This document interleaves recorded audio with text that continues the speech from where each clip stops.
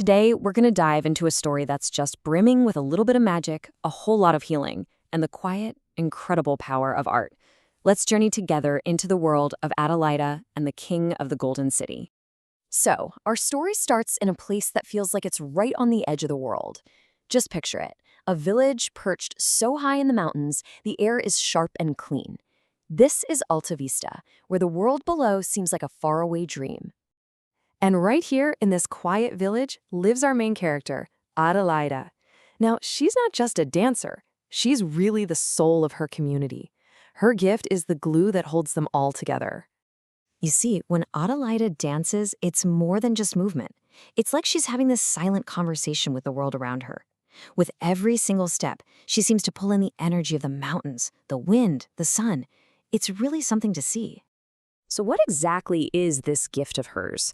Well, it's more than just a pretty performance. It's something real, something that heals, and it touches every single person who sees it. Imagine the village square, usually bustling with noise, suddenly going completely still. The blacksmith, the mothers with their baskets, they all just stop to watch. And it's more than a distraction. It's a moment of relief. We see it so clearly with Mateo, an old man whose heart was just as heavy as a stone. But when Adelaida dances, that weight just lifts. And for a moment, he feels as light as a sparrow. But you know how it is. A gift this powerful, it doesn't stay a secret for long. Word starts to travel, all the way from this warm little village to the grand, cold halls of a palace far away. So in this incredible golden city, King Aurelius had literally everything a man could ever want. But all the gold and power in the world couldn't touch this deep sadness he carried in his heart.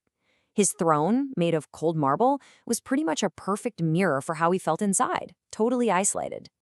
It's one of his advisors who brings him this little whisper of hope from the mountains, a simple dance. It's a long shot, especially after all the royal doctors have failed, but the king is desperate. He decides he has to see this for himself. And this is where you really see how deep his despair runs. The king doesn't just send a messenger. No, he gets his entire royal guard together and rides all the way up those winding mountain paths, a river of gold and steel flowing towards one single dancer. When the king and all his guards arrive, the whole village is just stunned into silence. But Adelaida, she isn't scared. With this quiet strength, she looks right past the fancy crown and robes and sees the man underneath. And what she sees is someone just swallowed up by loneliness. And so when the king asks her to come to his palace, her answer is simple and direct. I will come. She knows that if she can heal the king, maybe she can help heal the entire kingdom. So she agrees to go, not for money or fame, but for something much, much bigger. This sets the stage for the big moment, the climax of the story.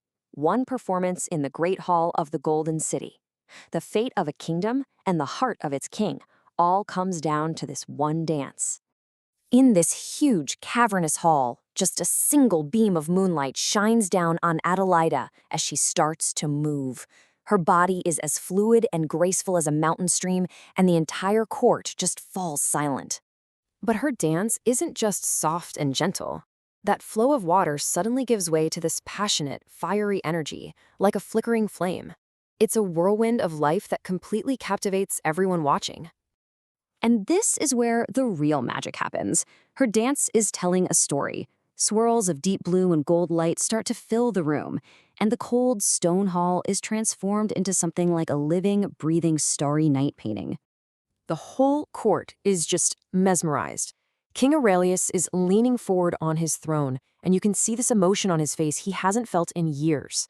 But the big question remains, can this beautiful performance actually break through the walls he's built around his heart?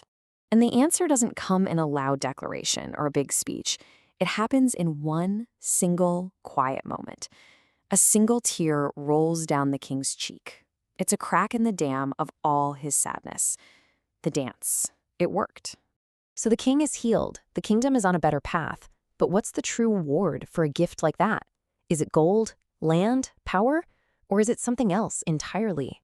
The king, he's a changed man. He comes down from his throne, and his voice, which used to be so cold, is now filled with this incredible warmth.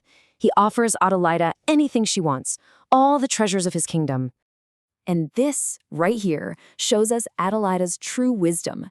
She could have had anything, but she asks for nothing for herself. All she wants is for the king to share the healing he felt with all of his people. That's a gift worth so much more than gold. And the king does exactly that. He rules with the grace and empathy he learned that night. And as the king heals, his whole kingdom begins to heal with him. His own personal change sparks this new era of peace for everyone. And what about Adelaida? Well, she doesn't stick around for any applause. She just returns to her mountain home, her own heart feeling lighter, not because of what she got, but because of what she gave. Her legacy isn't some statue in the city square. It's something that lasts much longer.